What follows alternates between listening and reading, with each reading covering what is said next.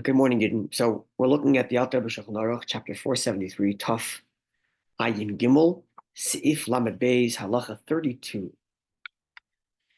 So we concluded the Gemara that brings us all the way to the recitation of the Haggadah, which begins with the four questions, or actually begins with filling up the second cup of wine, then four questions. That's about to come in the next Mishnah. Everything until then we covered in the Gemara, starting from all the way in the afternoon, preparing yourself, making sure you have an appetite, and so on.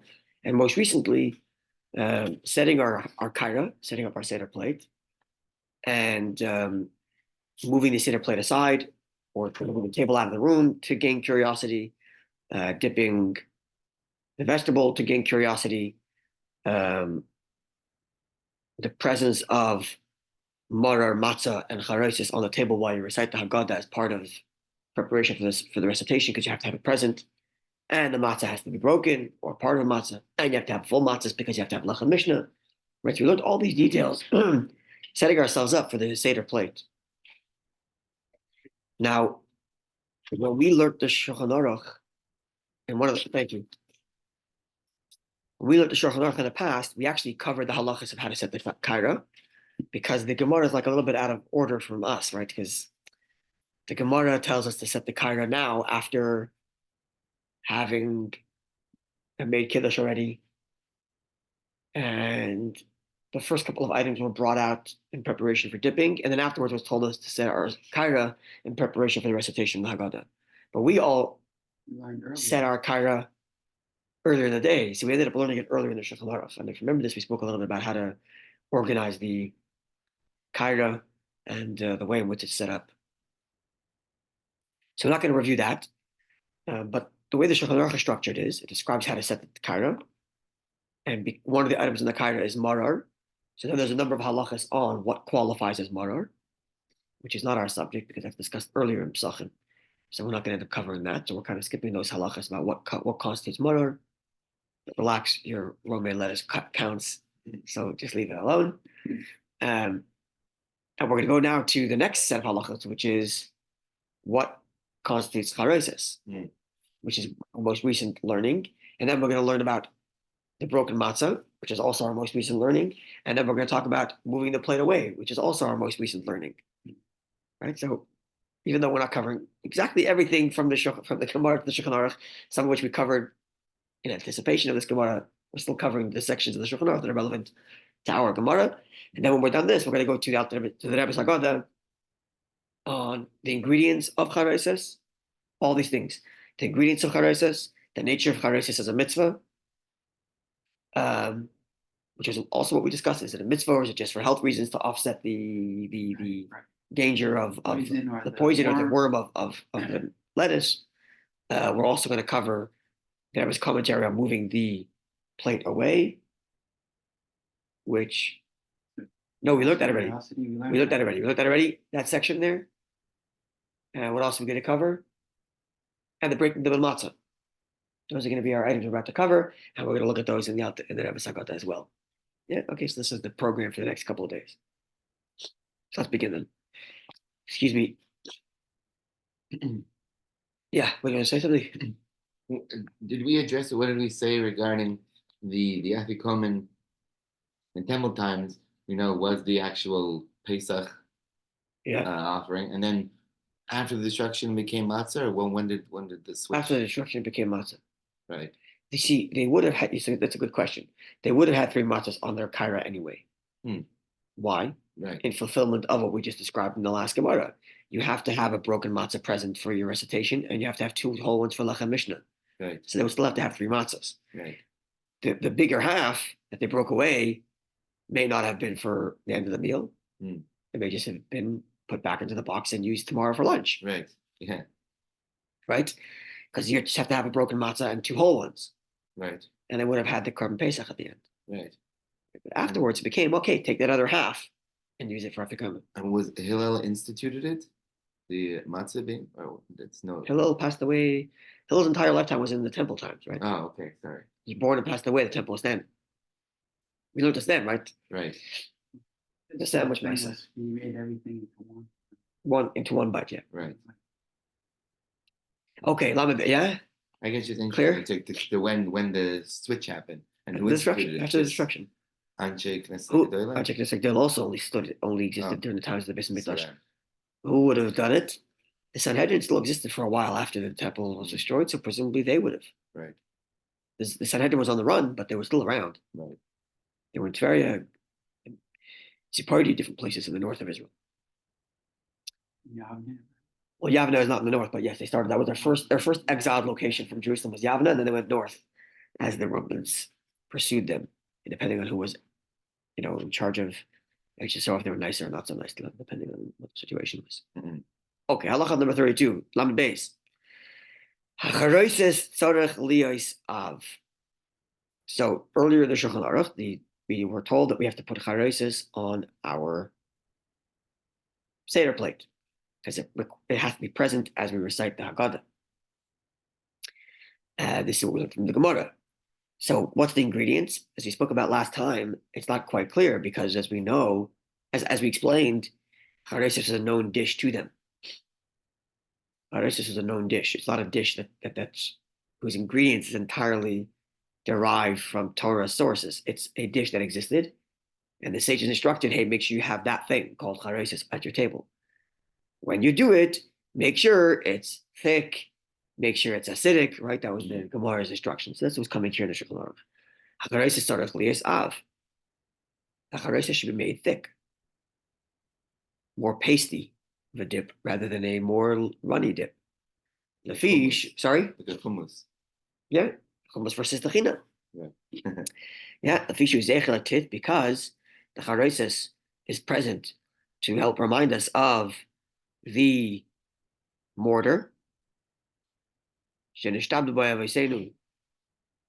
which our ancestors were compelled to work with, right? So that's number one. We have to make sure it's thick, so that it resembles the mortar. That's an our Gemara. So if I stopped over here and I asked you, what's the Alter Rebbe's position? Is charoset a mitzvah or just to offset the kappa? What would your answer be? It's a mitzvah. Because the Gemara, otherwise what's the... What thicker than... That's right. When the Gemara told us to make it thick or acidic, the Gemara told it to us in the context of Abba Tzaddik, we said it's a mitzvah. First the Gemara said it's for kappa. Then the Gemara said, well, if you're of the opinion like Abba Tzaddik it's for mitzvah, what's the mitzvah? Oh, well, zeichel tit, to remember the mortar. And zeichel tapuach, to remember the apple tree, yeah? Mhm. Okay, so that's indeed the case, as we'll see. That's the halacha, it's a mitzvah. Good morning. And after it's made thick, it should then be added. It should then be liquefied and be made thin, made more runny. Why? To remember the blood. This I told you comes from the Gemara, the Yerushalmi. Right? The Bavli tells us to make it thick and to make it acidic, and the Yerushalmi tells us to make it thin. So how do you do both? How do you make it both thick and thin? So here's the answer. Start off thick, and then you add wine, and you add liquid later to make it thin, to remember the blood. One should liquefy it using a red liquid. Going, for example, chaimetz, vinegar, which could be red if it's made out of red wine, or yain adamim, or red wine. Okay, that's what we do. As we'll see from the Rebbe's Haggadah, we make it a thick batter, and then before we dip, we add wine to make it thinner. So while it's present, it's actually thick until we actually get ready to dip, and then we make it thinner. Mm-hmm. Okay, so now what about how do you actually make the sorry? Vinegar. Yes, yeah, go ahead. I'm just kind of wondering if vinegar is itself chametz because it's usually. Well, if vinegar is chametz, from depends on what it's distilled from. Talking about vinegar, I remember looking up. It's like it's from corn. You can have from corn. Vinegar classically is from wine. Oh, wow. From wine. It's just sour. It's sour wine. Right. Classically, today it's made from a bunch of other things, but classically it's from wine. When you say shekol, you take the vinegar shekol. It's a good question. Very We're good. not going to talk about that right now. That's a good question. Anyways. Okay. Because it's not something that one would drink normally, and therefore the bracha there is a question. Okay, v'yesh lasis charoset. The charoset should be made miperes from fruits. I think I mentioned this in the last class. Shelim shelo behem knessus Yisrael. There are fruits that are used as a metaphor to describe the Jewish people in various different verses, and therefore, one should use these kinds of fruits in their charoset mixture. Going, for example, he hasn't said apples yet, by the way, right? Even the Gemara said zechel tapuach to remember the apple tree under which they conceived their children. He didn't mention that yet.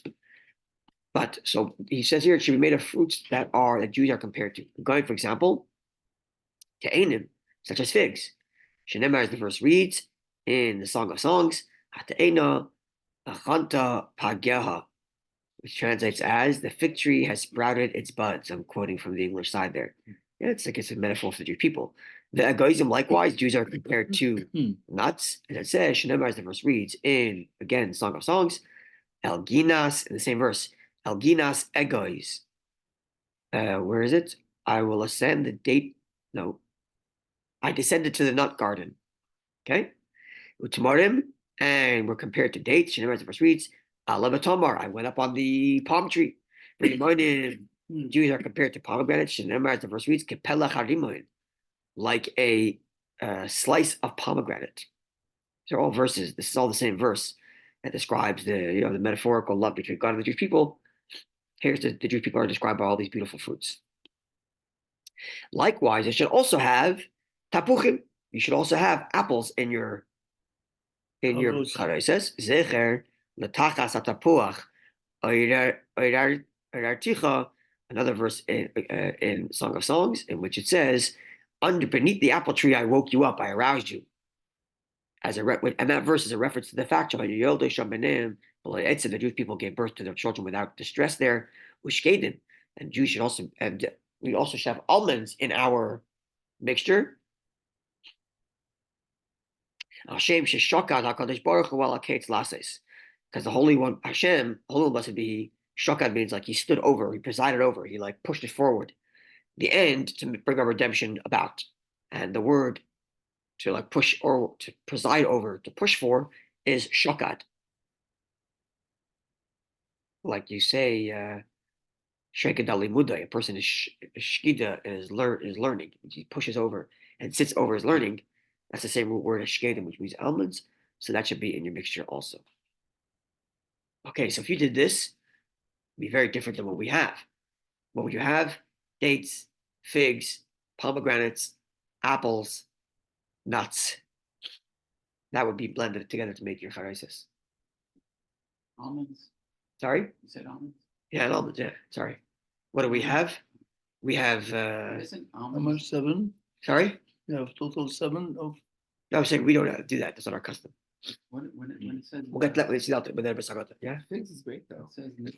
Why not? I'm saying it's very interesting. Oh, sorry, nuts and almonds. There's two different categories, right? Why are they? He's curious. Aren't almonds and nuts?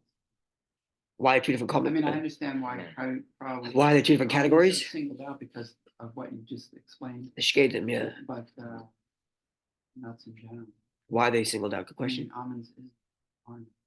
Good question. Okay, so these are all custom. Good question. I know. Yeah. These are all customs. What's the primary halacha? What's the basic halacha? So, sorry? And also in essence, a nut is a fruit too. It grows on a tree and has. Oh yeah. What's a it's the same fruit? bracha. I'm saying nuts. Nuts are botanically and they grow on trees and Yeah, they're. you just really- dry them to. Halachically also. Yeah. Some nuts are eight, so So you could say the same thing. He's saying it has to be made from fruits. So why? well, they're why separate? no fruit specifically that the Jewish people are compared to. Oh, Not any fruits. I'm sorry, I'll do this again. okay. I'm sorry.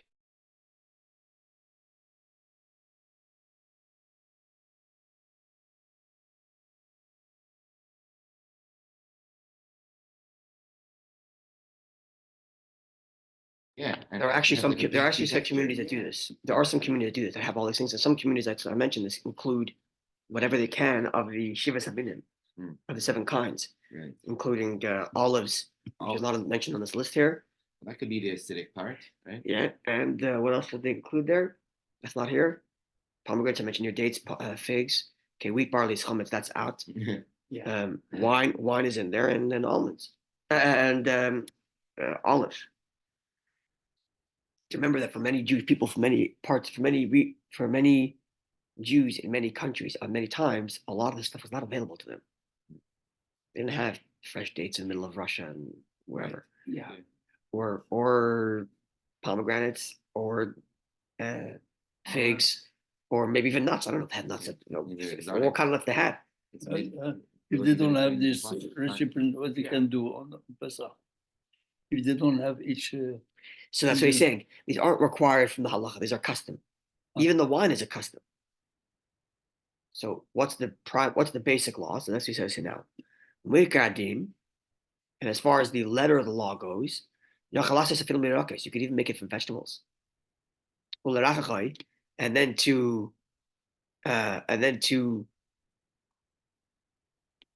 make it thin, I feel mashkin using water or any other liquid, right? Just make it start off thick and thin. So you can start off thick by blending vegetables, and then make it thin by adding water.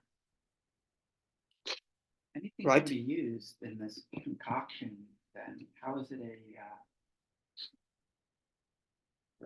how is it offset this poison? You think if there's I don't know. If there's a specific poison, it needs a specific remedy. Excellent question. Which further makes the specific formula. Very good question. Which further makes the point that the crowd reading the Gemara at the time would have known what charoset is already. Sorry? But which further means that the crowd that would have read the Gemara originally would have known what charoset is already. Yeah. Right. Okay. But we are not doing it for the poison or for the worm. We're doing it for the mitzvah. So we don't really care which ingredients offset the poison. We only care which ingredients satisfy the mitzvah, which is a thick paste for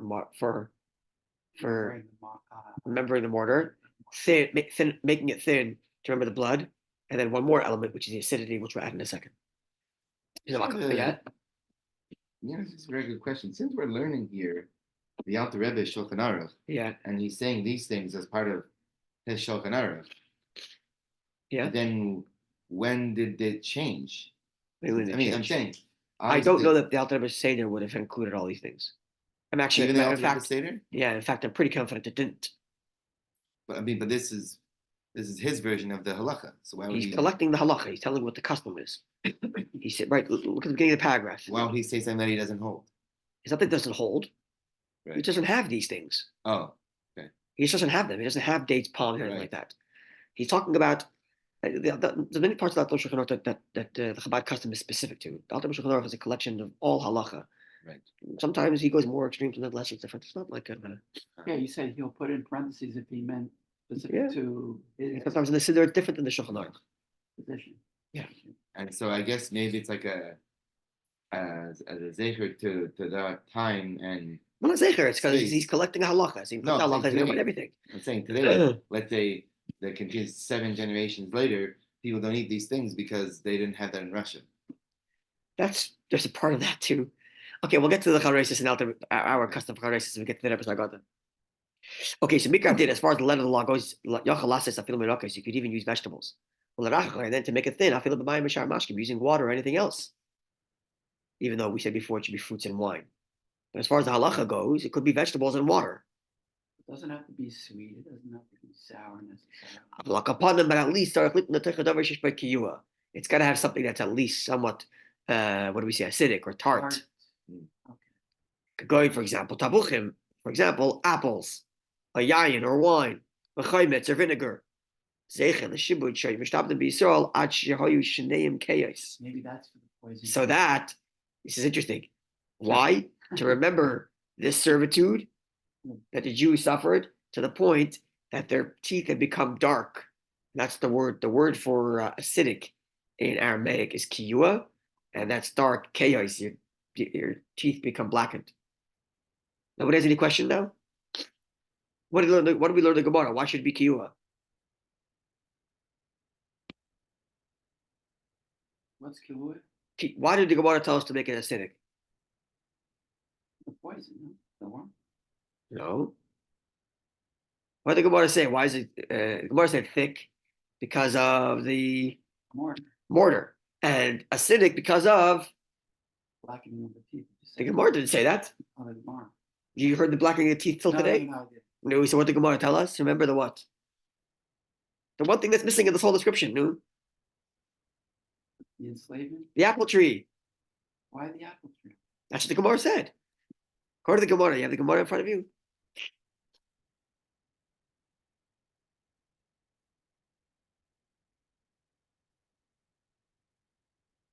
$116. Yeah. Before Mishnah Omar Abai says Hilchot, therefore tzarich l'kiyua, you have to make it acidic, tzarich l'sumchit, you have to make it thick. L'kiyua, you have to make it acidic. Zeichel tapuach, remember the apple tree.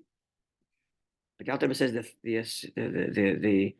kiyua, the acidic, is because the word kiyua, which means acidic, also means chaos, to darken the teeth, because that's how bad life got. Anyway. One references the teeth. Sorry? You gotta blunt his teeth and then make the teeth and dark.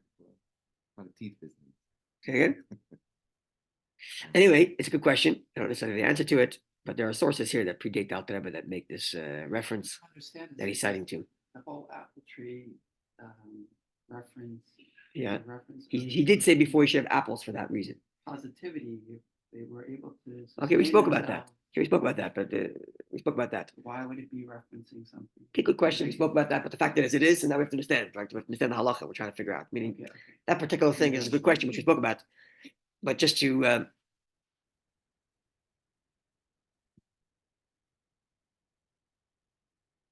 okay, look at the look at footnote 190. Just an interesting fact. It's such an enigma, this CHAROSET business. Just to add to that enigma, look at footnote 190. Although The Alter Rebbe did say, keep this in mind. The Alter Rebbe did say to put apples to remember the apple orchard, right? But he put that into the list of customary stuff, not into the primary halacha. In primary halacha, he said even vegetables, as long as you have even vegetables in water, as long as they're getting thick and thin, and make sure you got something that's tart. So that way it's thing, whether the tart is apple or whether the tart is wine or it's vinegar, anything that's tart in there or sour, just so you can get the kiyua element, which is the blackening element. Right? So as far as the basic law goes, says the Alter Rebbe, I can make my charesis of chopped up carrots and red wine. Right? Chopped up carrots get me thick. Wine made it thin, plus the wine gave me tart. That's what the Alter Rebbe said. As far as the basic law goes, not the customs that we have, the basic halacha. That's what he said, right? Which is interesting. Yeah. Because the apple part, to remember the apple orchard, he put in the list of customs in the first paragraph, not in the second paragraph, which begins Umeikir did as far as the fundamental basic law goes. Right? You saw the structure of the paragraphs? Yeah. You following that, Mayor, or not? There's Um, 3 paragraphs in this halacha number 32, yes? okay, yeah, In English. right. It seems though. Oh, no, just 1 second. Yeah. Paragraph 1 said the charosis has to be thick and then thinned. Right. What ingredients didn't say? Okay. Second paragraph. The charosis should be made of. Here's all these fruits it should be made of, because that's what Jews are compared to, including apples, because apple remembers the apple tree under which they had gave birth. Third paragraph. That's all nice, but the basic halacha could even be vegetables, so long as you start thick and thin. So it could be vegetables and water, and make sure you have something tart in there, either in the vegetable part or the liquid part, by using wine or vinegar. That's what he said as far as the basic law goes. Which means basic law could be chopped up carrots and red wine. As long as your Or teeth come I up think even better, chopped up carrots and vinegar. sounds like a Moroccan salad. That's what he said could be the basic halacha, because you have vegetable, it's thick, thinned by the vinegar, plus tart by the vinegar. All done, halacha. Yeah, okay, let's go for the one. You want to say something? Yeah, sorry. But I'm thinking as we go deeper into this process, it seems like an independent mitzvah. I asked about this earlier. Like the mitzvah is covered under the maror. Now it's not a mitzvah of bitterness; it's a mitzvah of blackening teeth. Blackening teeth is bitterness. Huh? Blackening teeth is bitterness. It is bitterness? It got so bitter that their teeth became blacked because they couldn't brush it and they couldn't do it Okay, so themselves. it's still part and parcel of Yes. bitterness. The So only I'm part, thinking, okay, now the it only looks part like that isn't, the something- only part that isn't is the tapuach part, is the apple tree part, Oh yeah. which, as we just mentioned, the Alter Rebbe doesn't put into the basic halacha, puts into the But customary if part. you did, which is then I interesting. would think that you would need a separate bracha for So you're answering my question already. Mhm. I was asking why the Alter Rebbe put this reason for kiyua, not the apple orchard for kiyua. Maybe because that reason for kiyua is too pleasant, and it's supposed, and the basic halacha is meant to be servitude, and therefore the kiyua is the other element, which is the blackening. Maybe that answers my question. Maybe. Anyway, I'm putting more questions than I am answers, but just Trying to make a opening the door for exploration. CHAROSET file, opening a CHAROSET. God willing, I think next week. I think next year, God willing, we're going to make the CHAROSET file. That's going to be, I think, next year, God willing. I might be in over my head because it seemed like it's much bigger than I thought, but let's go. Yeah. Okay, let's look at footnote 190 because it's just going to add some more to this enigma. So the Alter Rebbe says you can use vegetables as far as the basic halacha goes. Says the footnote, although the overwhelming majority of Ashkenazic Jews make their charoset from fruit, Machzer Vitri and Shibbolei Haleket. Machzer Vitri is a French commentary, student of Rashi. Shibbolei Haleket is Italian. Maintain that the term, they both come from the 12th, 13th century. Maintain that the term charoset, actually Machzer Vitri could be 11th century even.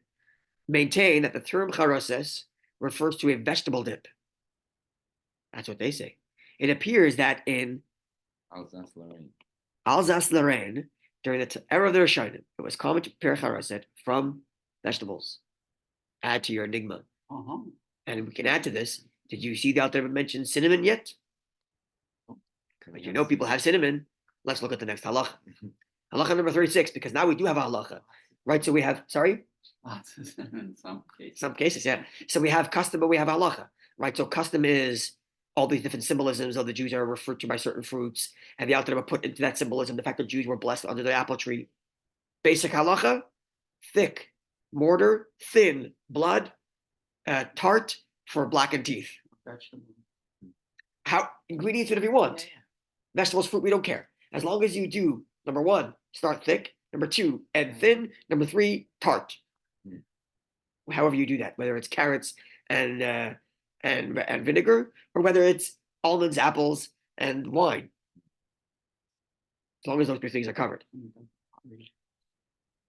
Kiyua, not sharp, tart or sour, not sharp necessarily. Okay. Halacha number 33. You also got to include some spice in that mix. This is halacha now. Says should. Yeah. Kagoy, for example,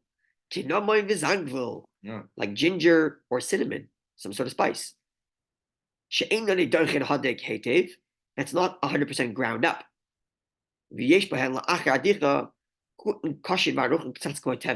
And when you chop it up, it's not ground up into a fine powder. It's ground so that it's like strandy and stringy. Remember this? Because it's to remember the straw. To remember the straw, which they would mix the mortar in with. Oh, I was thinking the spices that it had dots. We were trying to figure out how That's the how it's spices. possible. Remember, we were trying to figure out how the spices meet Right, yes. this idea of straw. Spices becomes powdery, straw is not powdery, and we were thinking, well, because maybe it brings it all together, like the straw brings it all together. Now that makes it very clear the kind of spice we're looking for, the kind that when you grind it up is stringy. Yeah. And that way it's like it's sure. dark. Depends how you. No, not when you have. Oh, so you're saying that's what I said. So make sure you don't grind it thoroughly. So that way it has the stringy. It's barky. Right. That's right. And It's like cinnamon. straw. Right. That's Also, correct. it's not dry. If you straight from the tree. Yeah, it's barky. That's right. Yeah. Then it could Okay. be strawy. Let's add some more to the mix. Footnote 194. This is actually the type of charoset that I grew up with. With cinnamon. Oh, really? Ashkenazim are very big on the father cinnamon. had Yes. It was apples, wine, cinnamon. Yeah, that's many that do that. Some have pear also. Right. Okay. 194. It is not God that ever writes that Lubavitch custom is not to include cinnamon and ginger in the charoset. As a precaution, lest chametz be mixed into those spices. Because Chabad doesn't have any spices, we also don't have it in the charoset. Oh. Which is interesting enough. Okay, so we add some more to the mix, some more to. Hey, You President- said what's it called? What new pun intended. We're adding things to the mix. Yeah, You said adding the spices is halacha. I know, right? So it seems at least. Did we read that in the Gemara though? How? The Gemara did say spices, yes. Oh, it did. Not remember. That's right. The Gemara did say spices. Would But this nonetheless- correspond to the 5 levels of salt, maybe? Maybe. Okay, halacha 34. We'll close out with this because I want to finish up the charoset. And maybe because the next halacha is going to be Sorry for yachatz. questions. No, it's okay. Disrupt you. It's okay. Next, the next halacha, number 35, is going to be about breaking the middle matzah yachatz. We'll do today Lamed finish up our discussion of charoset from the Shulchan Aruch, and then tomorrow we'll go to Rebbe's Haggadah on charoset, which is A, the ingredients of charoset, and B, the usage of charoset and how it's a mitzvah and how we use it. So we'll look at that tomorrow, God willing, and then we'll go back to the Alter Shulchan Aruch about yachatz, and then back to the Rebbe's Haggadah about yachatz, and then so on. Okay, Lamed Daled. Imchol Pesach last halacha regarding charoset. Imchol Pesach b'Shabbos. If Pesach is on Shabbos, so be very careful. L'racha charoset b'mashka me'erev Shabbos, to mix your charoset into liquid before Shabbos. When it's Yom Tov, you can do it on Yom Tov because you're allowed to do malacha that's relevant to your eating on Yom Tov. But on Shabbos, may not do so. Shabbos may not mix, may not. It's kneading, right? Right, because it's a paste. Sorry. It's a paste. Correct. But if you forgot to do so before Shabbos started, you can mix it on Shabbos, but do so with a change, because it's not 100% kneading, because kneading is only when all the particles come together in a singular glob like dough. But in this case, it is kind of like a glob, but not really like a glob, because you can identify all the pieces. And therefore, it's only a second-rate kneading, and therefore, with the implementation of a change, it becomes permissible. What's the change? That's right, rabbinic. Tahainus means to say, first put the liquid into your vessel, then put the rest of the ingredients in. You said this is how you do oatmeal. No, On Shabbos, correct. Over there, too, I mentioned that you have to make it very runny. Yeah, to prevent the kneading issue. Exactly. Or you can mix it with your finger. Or hold the or hold the